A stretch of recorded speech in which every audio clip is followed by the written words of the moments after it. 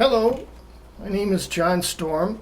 For brevity's sake, so as not to make this video so impossibly huge that it takes me days to upload, which I don't have for YouTube, I'm going to keep this as an audio slideshow. There is going to be a video clip later on in this. I want to show you how the slices on this MRI thing right off the disc look. There's some amazing stuff to see in my head that just blows my mind. Thanks to Roger Silver's Maximaxium Radio, Solaris Blue Raven's Witching Hour, and Kathy Buckaloo's Truth Connections, a lot of you have responded in helping me out with a number of things. Plus I have a friend here in towards Dexter, New York that comes and helps me from time to time. You've all gone way out of your way to help make me a little bit more comfortable in my, well, it's a very Spartan existence, but as an MK Ultra, I'm kind of, it's maybe too easy to get used to something like that, and it has been wearing on me. I mean, physically, and you know, it does affect my health. I'll tough out just about anything, and you have to understand I already did just to get to this point. I want to be careful about identifying people who have donated so much to you know, if I mention you, you're going to be, if you're not a targeted individual already, you're going to be. And I don't want to say exactly how you went about doing what you did, or otherwise the feds will get wise. Anything that involves any government bureaucracy of any type, as soon as my name comes up or my social security number, basically anything to be a pain in the ass that they can be, they will do. And they always have. I mean, every time, you know, when I do get a good result, it's like a big freaking surprise, and it doesn't happen very often at all. But I'd like to thank those of you, you know who you are, that donated all those phone minutes. I had, like, at the beginning, like 2,100 minutes of cell phone time to use for interviews and stuff. I got about little over 1,800 of those left for interviews. I got, someone sent me like 24 gallons of fresh spring water to drink and cook with. I've been living off of this poisonous tap water for actually the last couple of years. So the water is a real blessing to have, and I'm sure it's affecting my health. And the extra food, people have sent me money different ways. We're not gonna say exactly how, or there'll be some way to foul that up, and you know, and I don't want that to happen. With it, I've gotten a month's supply of meds. I mean, all my meds, my insulins, my blood pressure medicine, all that kind of stuff, and syringes, and that. I got a month's supply of that, and I got enough just on that card alone to get another month when I use that up. So I've no doubt that this is taking a little of the pressure off my organs, but you're going to see by the slide that I put up that this is, I'm still in the red, so to speak. Let's see, I only had one pair of dress loafers for shoes that I've been wearing out. My feet and ankles and knees, and sometimes feels like it's swelling halfway up my thighs, have stretched them out, and they're wearing kind of thin because I got to walk everywhere. I can't drive with these seizures and twitches and stuff. So I bought two nice pair of comfy walking shoes. Nothing super expensive, just nice and comfy. And I've got to tell you, that's been a blessing the last couple times to the, you know, to the library and that, and getting groceries.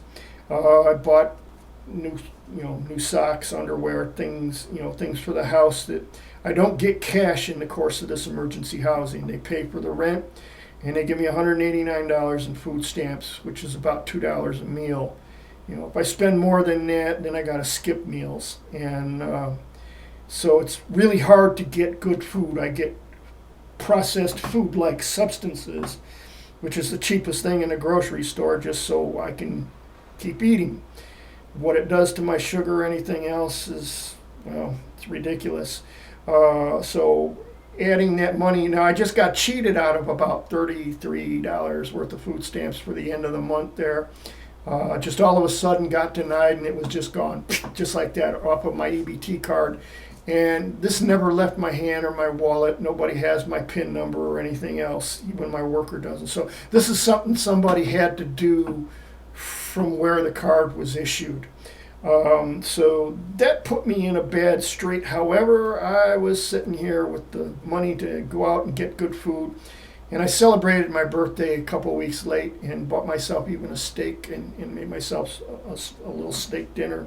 And even had a cold beer with it. I have to exercise moderation in all things, but it was really nice to have that day, and I bless you all for all that you've done. I didn't want people to be sending me money or anything, because you know there's going to be the shills out there that says, hey, I said and done all this just for the money. You know, money's the motivation for absolutely everything in this paradigm, and I didn't want that so much as named about me. So I kind of hope I won't regret it, but at the same point, I am very, very grateful for the changes and the things that you've done to me that have made my living here a lot easier to take. You know, I'm not rich. I don't need to be rich. I'm rich in other ways, and that's what I need to be doing. Let's go on from here to this is my 7th update. There's 6 non-video updates that I've sent through Roger and other people to make sure this information gets out to them. So I'm going to call this video update 7. It doesn't mean there's 6 other video updates. This is the only video update. And like I says, I'm going to keep the video or the movie part of it to a minimum to keep it small. Now, I need you to understand now some people have a copy of all of these documents. Roger has it. He's going to make them available sometime after I die, because there's information on these where people can, you know, heist my identity and, you know, go through all that kind of crap. And I, you know, if I do get my disability, and if they are able to really prolong my life much longer than we anticipate, you know, I'm going to need a bank account for my disability to come to, and I don't need to be robbed the first time I get some cash to actually live with. Now, the thing about your diabetes is your pancreas is going, and when somebody has pancreatic cancer, now I'm not saying I got pancreatic cancer, but I don't think anybody tested to see if I did anyway. But when your pancreas goes, when it finally stops, you know, and it quits working entirely, that's terminal.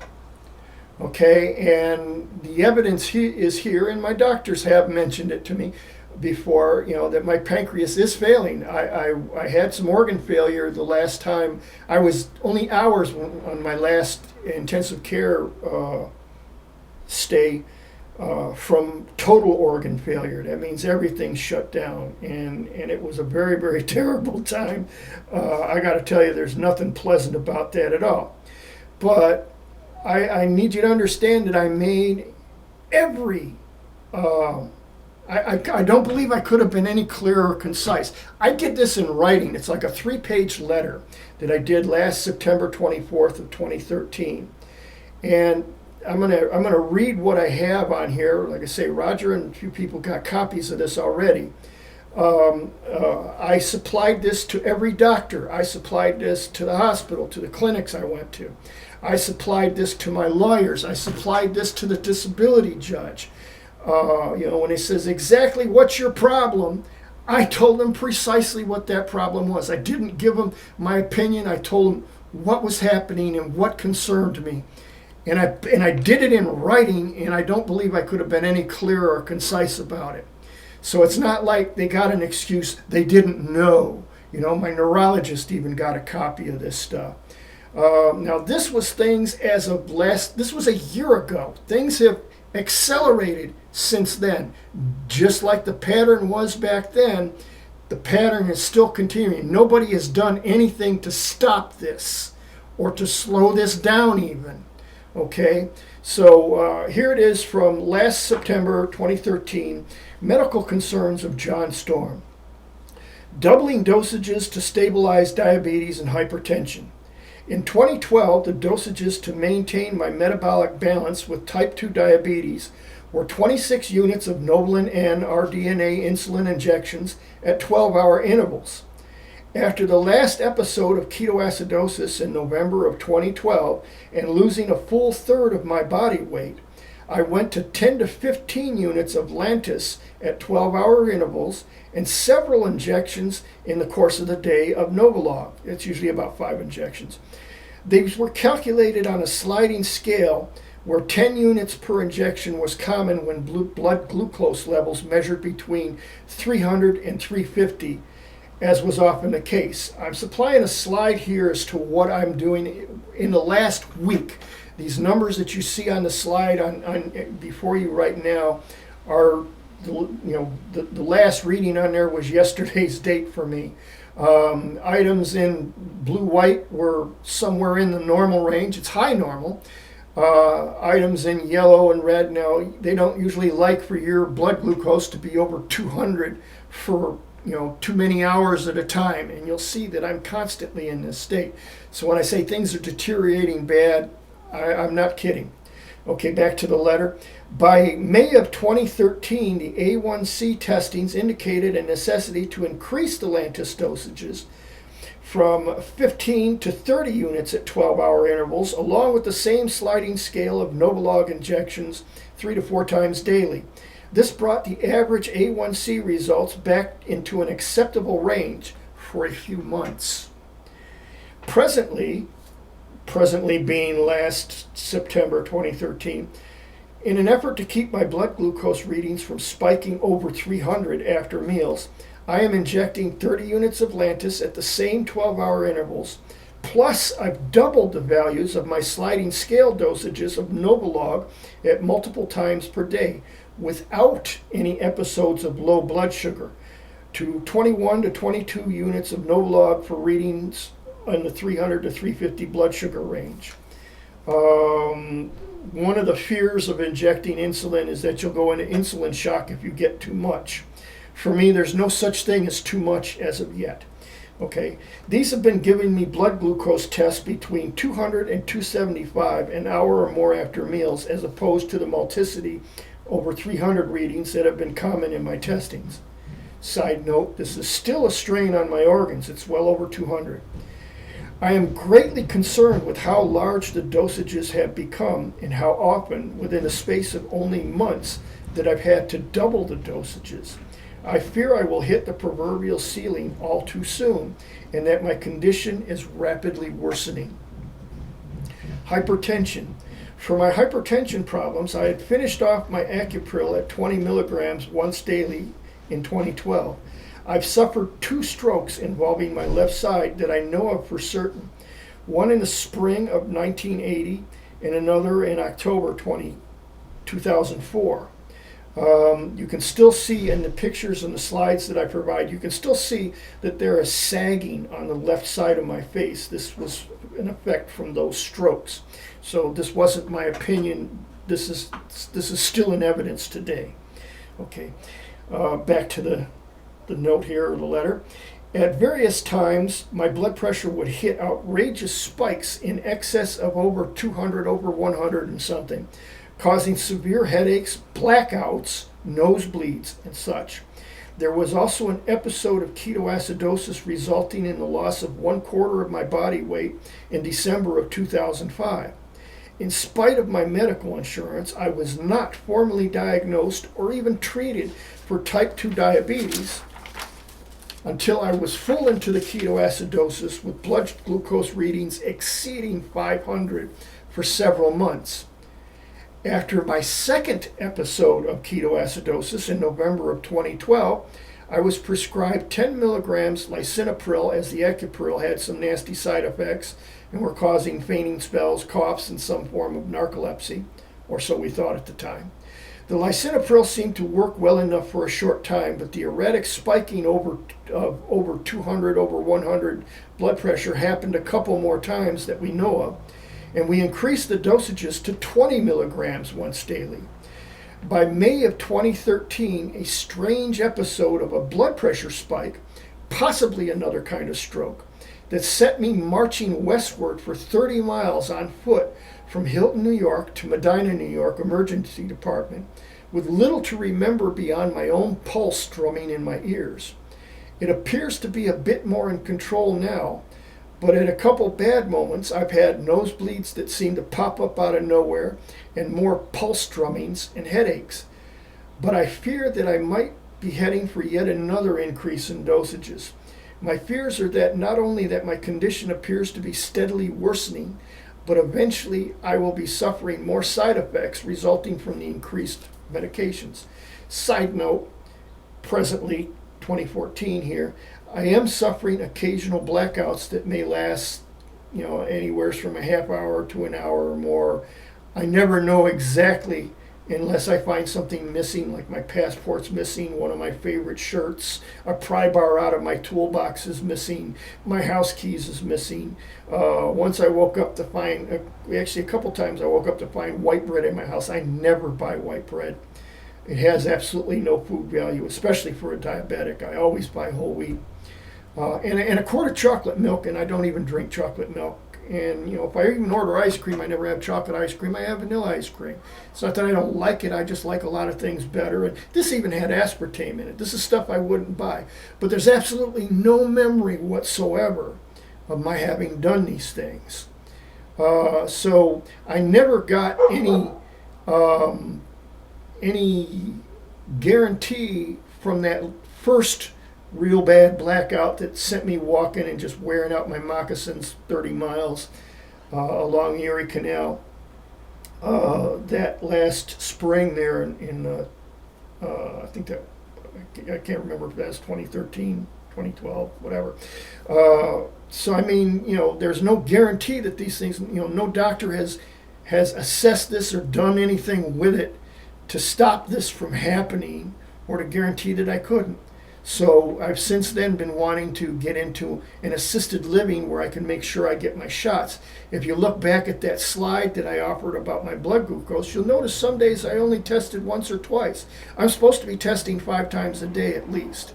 But sometimes I black out or I sleep half the day and I don't get to test or check or anything like that, or I forget or whatever. So I actually need help or assistance in making sure that I get all my meds on time and in the dosages that are needed to keep me alive. However, everybody's been doing everything, including the doctors, the hospital, and everything, as I'll explain later, to keep this from happening.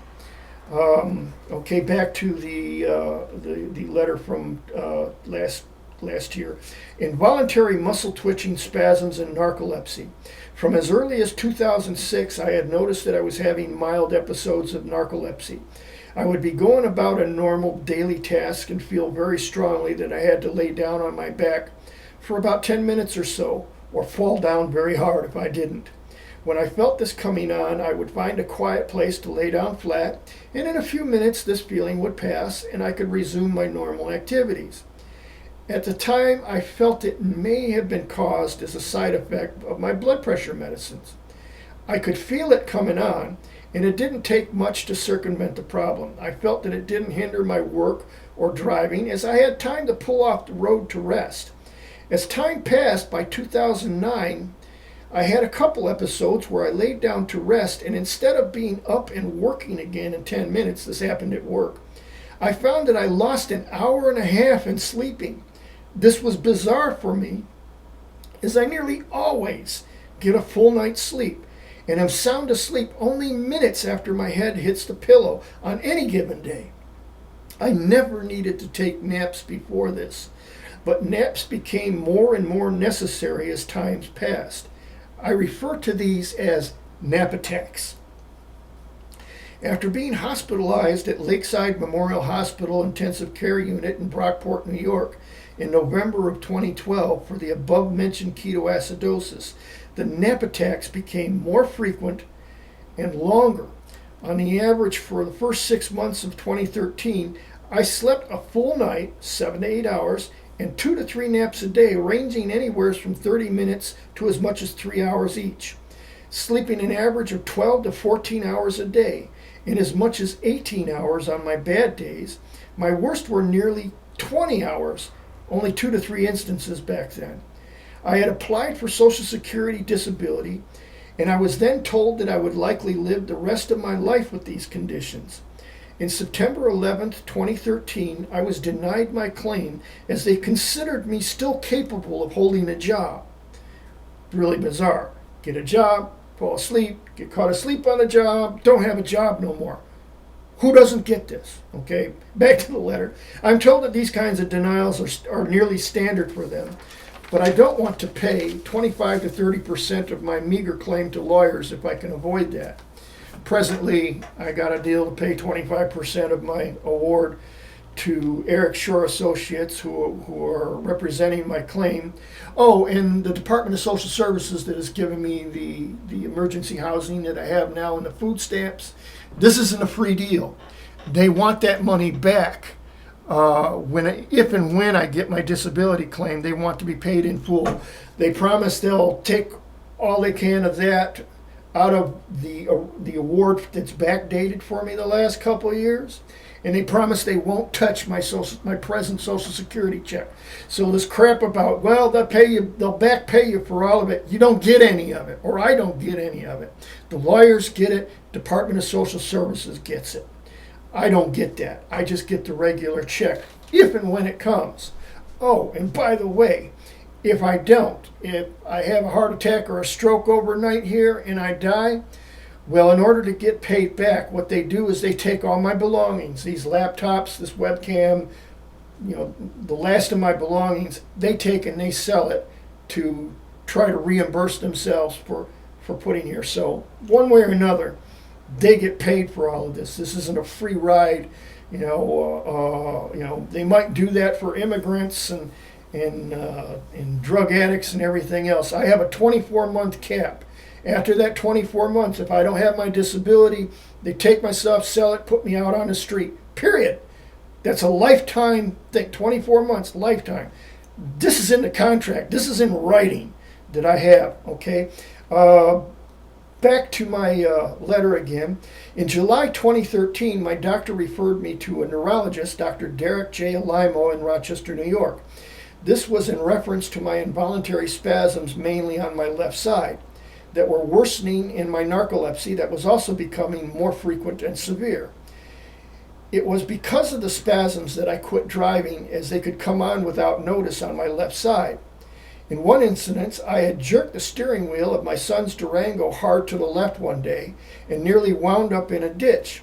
Since there was no telling when or how badly these would happen, I elected not to drive or even ride my bicycle anymore, as I had taken a couple nasty spills from that too. The narcolepsy, though worsening, still gave me ample warning to find a place to lay down.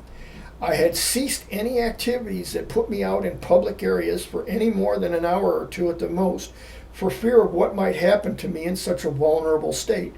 Dr. Alimo referred my narcolepsy to the Unity Sleep Disorder Center at 919 Westfall Road in Rochester, New York. Excuse me. I got my appointment at the center September 18th, 2013. I filled out a questionnaire, got 21 of 24 points on the questionnaire, which is an indicator of moderate to severe narcolepsy. All right, and I was examined by a doctor there. She said that my narcolepsy was possibly brought on by several things: the medications, the diabetic blood sugar levels being what they are, the effects of at least 2 strokes, possibly more, and possibly sleep apnea, which I'll follow up on later, as I've never been known to stop breathing in my sleep by anyone who's been around me as I've slept. None of my symptoms appear to be improving in any way, and all of them appear to be getting worse and requiring continuing doubling of dosages in the course of just a few months to resemble some stability of these symptoms. I try my very best to be proactive in the treatment of my disease. I do not fear dying. Nobody leaves this world alive, and I have lived to my very best all of this time. I do fear living like a vegetable and a burden to my friends and family. If there is a way that I can honestly work and take care of myself as Social Security disability says that I can or should, I would like a realistic assessment of how I might accomplish this. I find it heartening to say the very least about it. Realistically, I see no way to do this presently with all the aforementioned problems and the constant need of testing and injections besides. This insulin also requires refrigeration wherever I go. At this point, I have less than 60 days to appeal the decision of Social Security disability. That was as of last September. And if I am unable to better my situation in life, I need to document and establish this as a fact to them and cease being a heavy burden to my friends here and live the best life that I am able to for the remainder of my days. I need these concerns tested and addressed by you as quickly and as efficiently as we can before these options disappear in the bureaucracy. That's the end of this particular letter. Like I say, I don't believe it was even possible to be more clear or concise. Like I say, I provided this to every doctor that I've gone to, the neurologist, to my lawyers, to the disability judge. I didn't talk about my opinion. I talk about, yes, we got increasing dosages and increasing readings. It's like, that's the pattern. And that's what I was trying to establish in all of that. Now, I still get more blackouts. I have no idea when they happen, except when things are missing from my house, or I live in an apartment, or when things are here that I do not have any recollection as to how the hell they got here. In the several episodes that I've had in the past 10 months or so staying here, I'm missing a favorite shirt. I'm missing a pry bar from my toolbox. I'm missing, my passport is gone. My house keys. I woke up to find groceries that I would not have bought in my worst day. A couple times some white bread. I never buy white bread. I always buy whole wheat. White bread has absolutely no food value whatsoever, and especially for a diabetic. All it does is spike your blood sugar. I even found a quart of chocolate milk in my refrigerator, sweetened with aspartame, no less. It's like, for one, I never drink chocolate milk. And for two, I do not buy anything with aspartame, and I don't need anything sweetened or anything like that in my fridge. So, I mean, I have no memory whatsoever of that happening. Now, as an MK Ultra, when they'd send me out on missions and try to make me forget what happened, well, usually something exciting or horrific appeared. You know, hey, I'm out there to kill somebody. And the PTSD will kind of burn that right into your memory. So they give you these cheap little cover memories. And in the course of a couple months, that fades. And, you know, I close my eyes and I dream of what really happened. So that's how I got those scars, you know. The cover memory don't tell you anything about that.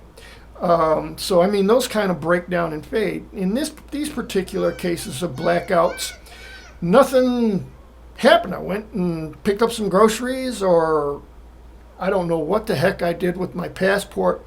I had a blackout in the 8 blocks between the library and the hospital getting my blood tests. I remember being at the library, and I remember walking into the hospital to get my blood test that morning, but I have no memory of what happened in between there. I mean, nothing. And somewhere between then, I had my passport in a buttoned-up pocket, in my back pocket, buttoned up. And I needed that for photo ID for when I went to register for my blood test.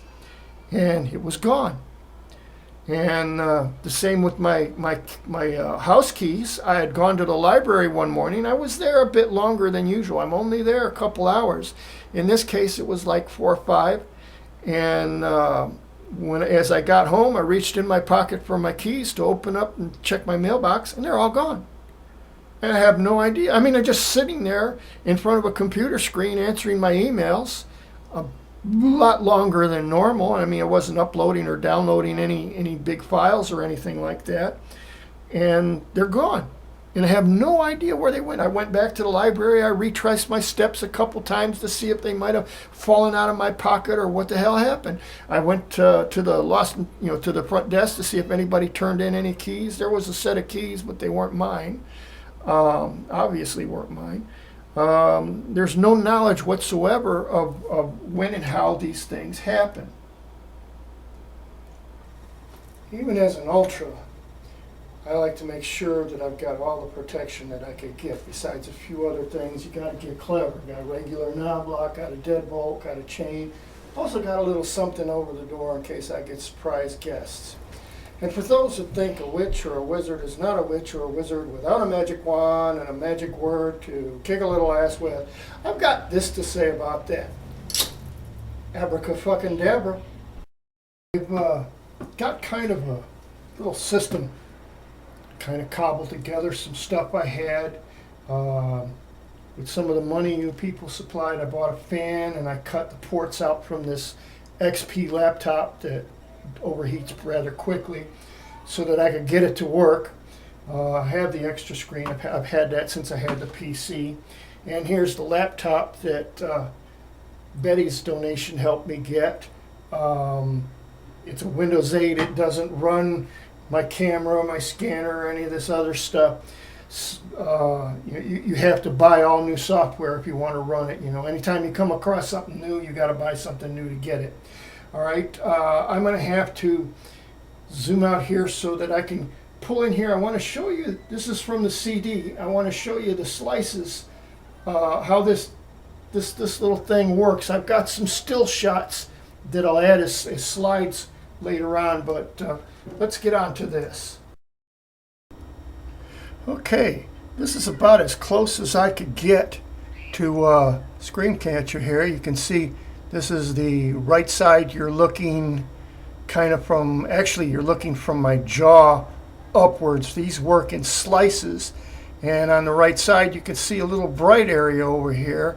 I suspect is where, because my strokes affected me on the left side, I suspect this is where some of the damage is from the stroke damage. You can see my eyes up here, my nose. This works in slices. See, I can change how far. See up, now we're coming down a little bit. These are parts of my brain that are lit up with dye, actually. And that's the top of my head, or the very top of my brain. There's, as far as that goes. Yeah, let's move that back. Yeah, now on this side, look at this. You can see my pineal gland. This is a central slice. Actually, the tip of my nose is missing. It's back here with my lips and my chin.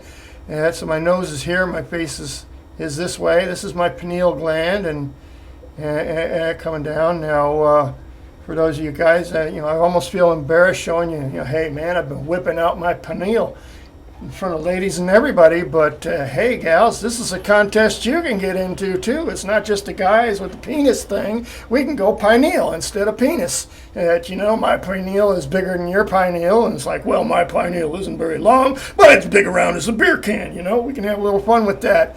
Ladies can participate too. Now I'm going to go forward and back on the slices once I can get it, if this doesn't stall out on me.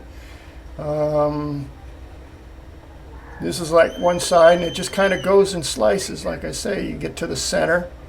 There's the pineal, and we're moving away from it. And now we got some interesting information here and here. Now there's another shot of this turkey. Is it this one? We got some. This is my lower jaw. Okay, so we're actually looking at it up from the bottom. This is my right side, and this is my left side. You can see by the R and the L. We got some interesting nodes here on either end. And some other interesting little things sparkling here and there. I don't know what the hell's going on with that. There you can see my eyes and my nose. Now we're getting into some interesting information. Look down here. Here by my right ear. That might actually be part of my inner ear, that little bone. It's the stamen inside there. We got this little teardrop shaped thing here and this little triangular shaped thing here. God only knows, but there's something in here along the way. I wonder if I can get a glance of it. Maybe it's not on this one. It's one of the top-down skull shots. Let's try this one. You see, you're looking at, there's my lower jaw.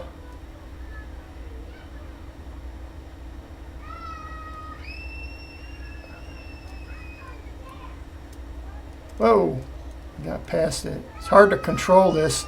Look at these little 6 dots here. We're going to give you, we got a still shot of them coming up. But there's all kinds of crap going on in my brain that just aren't all accounted for. You know, well, we're going to get off of this movie thing because this takes up a great deal of space. So we'll finish up on this and go back to audio and slides. Now I'm going to try to move through some of this stuff fairly quickly. I mean, there's a lot here to cover in this update, this report. I want to tell you how things are going presently. That last letter was as of last September. Now, since then, a lot has happened. I'm up to 84 units on the Lantus, and maximum, as you see on the slides, many times I'm over 2, 3, and even over 400. And that's with all my shots. Thanks to you who donated what you did, I've been able to get refills on some very expensive medicines and insulin, and even over-the-counter drugs, and even a fan. I cut some ports into my damaged laptop so that it cools a little quicker, so that I can produce this movie on something that I can actually operate, and it'll actually produce it without losing everything. So since then, I've got Dr. Joseph Wetterhan in Samaritan Family Health Center. MRIs done at Samaritan Hospital. This is all here in Watertown, New York. And a neurologist, Sama O. Mohidin, at North Country Neurology here on Washington Street here in Watertown. And I name these names for a reason. Like, they all got this letter. They all know what to be looking for. And most of the most severe things of this have not even remotely been addressed. Dr. Wetter, you know, they bring you in for 15 minutes. They schedule in 15-minute increments. They got time to take my weight, take my pulse, my blood pressure, listen to my heart, look at my glucose meter, and prescribe something new. And they don't do much beyond that. They don't test beyond that much. Now, for the neurologist, that's Dr. Wetterhan, my primary care physician at Samaritan Family Health. And I've since blasted the blazes out of them for dropping the ball. It's like, I need help. I need documentation one way or the other. If there's some way to get by this, I need it. If it's not going to go away, I need you to write that down too and see that it gets to the judge. But none of them are sending anything but minimal information to the judge, and in some cases, even lying and withholding information from the judge.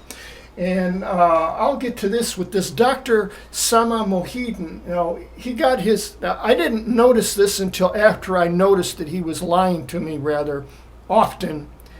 And you know, his little 15-minute, bills me for an office visit about $240 to my medical insurance, and just kind of dances around and lies to me about what's going on. Now, at the neurologist clinic, I had 2 EEGs. One was for 3 whole days, 72 hours with this unit strapped on my belt and these wires hooked up to my head, and I had to walk around and sleep with this for 3 days. I looked like a geriatric Terminator walking down the streets of Watertown, New York.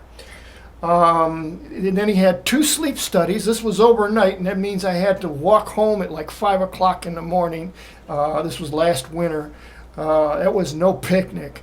5 o'clock in the morning, my heart isn't even beating yet, and none of the results of what this was ever got posted in my file. It didn't even get put in my file that I had the sleep studies. I got a copy of that. Roger has a copy of it. I don't know of a way to post that here. It's a PDF file, and it won't show up as a slide the way I got it. But basically, there's next to nothing on it except for the prescription of gabapentin and Keppra, which is in epilepsy medicine, which we'll find is significant as he won't even admit their seizures. Now, in the course of the 2 EEGs, the technician wrote a note in the bottom of the first EEG. That was the one, come in for about an hour, and they, just sit in the chair and they hook up all the wires, and then they just kind of record what's going on in your brain. And the only remark she put down, which I had to take to the office for billing, and I knew that wasn't the price of the thing because of the way she wrote it, in big numbers with an exclamation mark after it, 780.39. As it happened, the library was just down the street from the neurology, and I went in, got on the internet, and I checked EEG diagnostic codes. You can do it yourself, Google it and find out, but it's seizures. All right, these muscle twitches that I've been talking about on my left side, they're actually seizures. They're not like grand mal seizures like, full-blown epileptics get, but they're seizures. Okay, I find this significant because as I talk to Dr. Mohidan, I ask questions when I visit my doctor. And I state what's on my mind and anything that's currently going on. Hey, is there something for this? And he told me there was no seizures.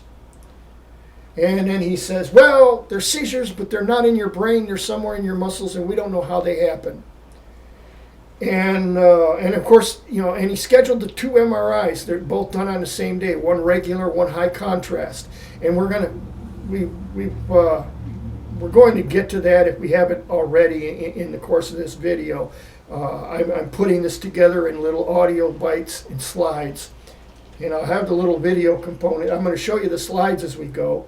But I'll show you the video component as to how this particular software works. I got the CD-ROM disc of my MRIs. And for what they put on the report and what they say, there's some very amazing things going on inside my head. Blows my mind. But as it turns out, he says they're seizures, but they're not seizures. And then he gives me a prescription for Keppra, which I also go down to the library and I looked that up, exactly what that's doing. It cut the amount of twitches that I had during the day down about 90%. That still meant several times during the course of the day I was going to have some severe twitch, left arm was going to flail or something like that. But it cut it down a lot. Like I say, about 90%, which was kind of comforting. He's dropped that prescription now. He's mad at me because I fired him for lying to me. At my last talk with the lawyers, I ripped them a whole new butt about what happened. Nobody showed up for my last hearing. The judge didn't, the expert didn't, or if they did, they were in Syracuse and nobody told me. I was sitting in the Social Security office waiting for my hearing at 11. I was there from 10 in the morning because they said get there early so I could meet with my lawyer. Lawyer wasn't there. Nobody called me in. Nobody bothered to come up and tell me anything. Next thing you know, my blood sugar's doing the wacky things, and and the sleep app or the nap attacks are going. I tell the security guard, look, I've waited here for 2 hours already. Nobody's told me nothing. Nobody can tell me nothing. I got to go home and take my medicines, my shots, my gabapentin and all that. I need to go home and do this. And they tried to get me to stay longer. My lawyer wasn't even there. So anyway, I ripped the lawyers a whole new butt about that. And the senior partners in the firm called me back. And, well, of course, They got minimal information from the doctors. Samaritan said they had no such records of me getting an MRI. Now, the lawyers got signed documents from me that allow them access to my medical records. I need this for my disability case. Okay? But evidently, the spooks, the feds, are leaning on my doctor, on the healthcare, Samaritan Family Health, on the hospital itself, and some of Mohegan. As it turns out, when I found out he was lying, I look up, he's got a bunch of diplomas on his wall. One of the diplomas in neurology is from the University of Rochester Medical Center. That's where Building 400 is, where the finest psychologists, psychiatrists, and neurologists of the 20th century worked me over as an MK Ultra. So, my last office visit, I says, I'm a first generation MK Ultra from Building 400 there on the campus. He says, oh, they don't do that anymore. I said, that's not the point. They did that to me then. And, he just kind of sidestepped, and this man doesn't have an honest bone in his body. On this MRI report, you'll see his name is the doctor in the upper left-hand area there, Dr. Samuel Mohegan. It's kind of like, remember that. This guy is trained from the spooks, from the monsters. This is where they did human experiments on people without their knowledge, without their consent. And this is how, people says, well, why don't you trust them? I said, well, look, dogs produce puppies, cats produce kittens, and monsters produce monsters. Okay, and that's where he got his neurology degree, so that's what I think of him. And now here's the MRI brain without and with contrast. It's the two MRIs. History, seizure.